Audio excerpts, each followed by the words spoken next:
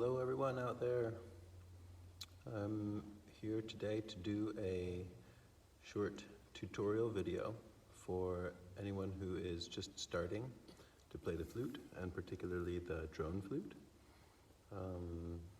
If you have a flute from me or a flute from someone else, this video is intended to just help you get started and start to make some nice sounds with your flute, right?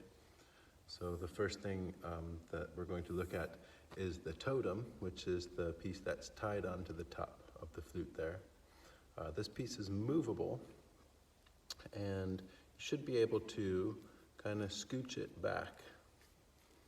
And sometimes with the finish, they'll feel like they're kind of really stuck on there. If it feels like it's stuck, kind of take it and just try and kind of pivot it in one direction or the other, and it should sort of pop out of place.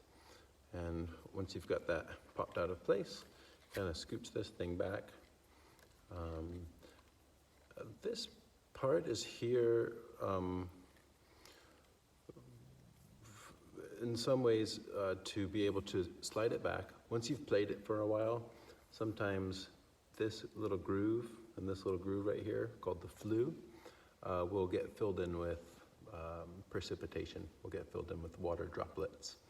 And if you play the flute for longer than 15 minutes, 10 or 15 minutes, something like that, especially if it's cold, if your flute is cold or if you're playing it outside, these are going to fill up with water, and your flute is going to what they call wet out, which means the sound slowly starts to dissipate, and it means that this area is filling in with water.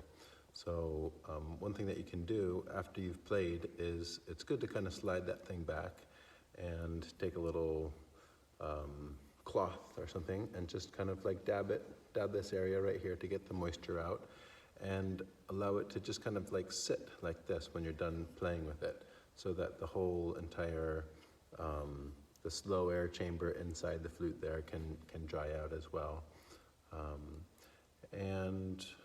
When you're ready to play again and slide this thing back into place, what I do is I kind of sometimes just push on the leather straps a little bit, push them forward, and then scooch this, and then scooch this, and then scooch this, until it's back in place.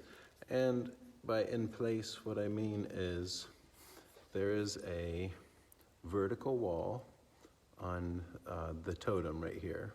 It goes straight down, and there's a vertical wall on the flute as well, right on this, on the sound hole here, right? So you want that to more or less line up perfectly with the vertical wall going down inside the flute.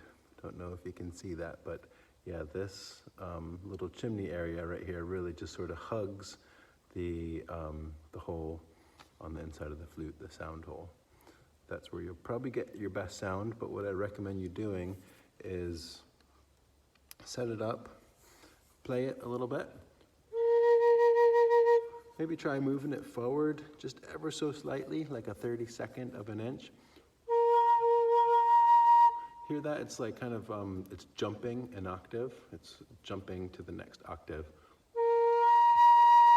when I blow kind of hard. So I'm gonna just scooch this now back up towards the mouthpiece, just a little tiny bit, to, now it's flush again. So I'm getting a good sound there. If I scooch it back even further, the sound starts to get a little bit airy.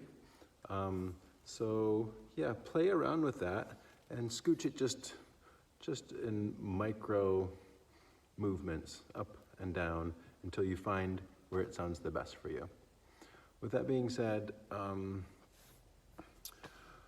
there are 6 holes on most of the flutes that I build. 1, 2, 3, 4, 5, 6. What I recommend is taking your strong hand, which for me is my right hand, holding the bottom of the flute with their strong hand, and the top of the flute with your other hand. And we're 1, 2, 3, and 1, 2, 3, covering these holes. It's important that you try to cover the holes with the fat parts of your fingers. So not your fingertips, where you have less surface area, lay kind of the pads, right? So that you can really, really cover those holes well. If you are not covering one hole, if there's just the tiniest little crack, let's see, for instance, I'm gonna just crack this one just a little bit. You're gonna get a screechy, airy kind of sound. Whereas if I cover it, I get the nice fundamental, the strong fundamental note that I'm looking for. So if you're getting a screechy sound when you play, have a look and make sure that you have all those holes totally covered. This one right here, if there's the slightest crack in any one of those, you're gonna get a screechy sound. So if you're getting a screechy sound, check to make sure that they are all really well covered. Check your totem is in place. And what I recommend to a lot of people who are just starting is to, once you're able to get that fundamental note, and I do actually kind of recommend trying to isolate the single chamber with the holes on it, just to start, to try and get a really good sound, a really clear scale coming up and down, right? So you have the two holes that you can blow into. What I'm doing is I'm just kind of like putting, I'm blocking off the left-hand chamber with my lip right here. And I'm just blowing into that one chamber, into this one on my right. Getting that fundamental note. And then what I recommend is just going up the scale. And depending on how big your flute is and how big your hands are, it might be good to put your pinky down once you start lifting these fingers, because once you lift all three of these, you almost have nothing to hold the flute with. So you can drop that pinky down so it's not touching any other holes, and you have a good grip of your flute there. So you come up 1, 2, 3.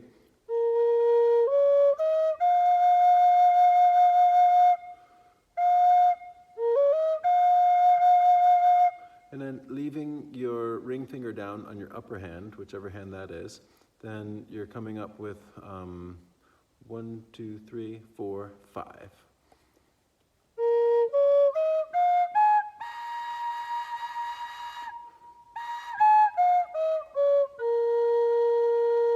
What I recommend is just doing that over and over again. 1, 2, 3, 4, 5, 5, 4, 3, 2, 1. And your fingers, by just going up and down that scale, your fingers are going to start to remember where to drop down to hit those holes, to hit those notes.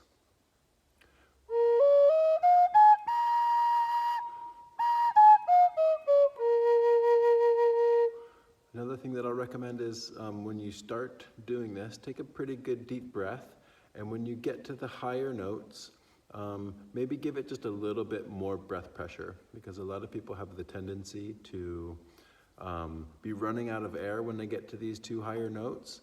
And if you're not blowing sufficiently into the flute, those notes are going to be a little bit flat. It's not going to sound right. I'll give you an example of what that would sound like.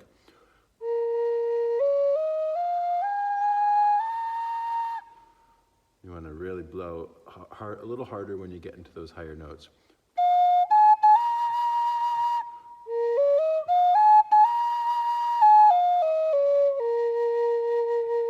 And I mean, if you practice that over and over again, you can make some really, really cool sounds just by doing that, right? If you start to do it a little bit faster.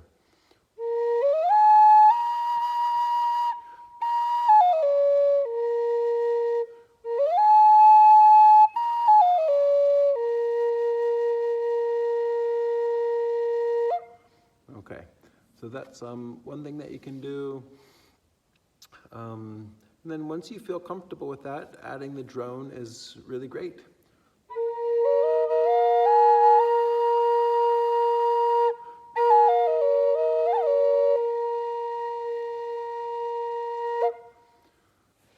Okay, so I think that's a good place to stop for now, and I will make a few more videos with some kind of tips and tricks and techniques and things that I recommend looking into as well. I hope that's helpful. Take care out there.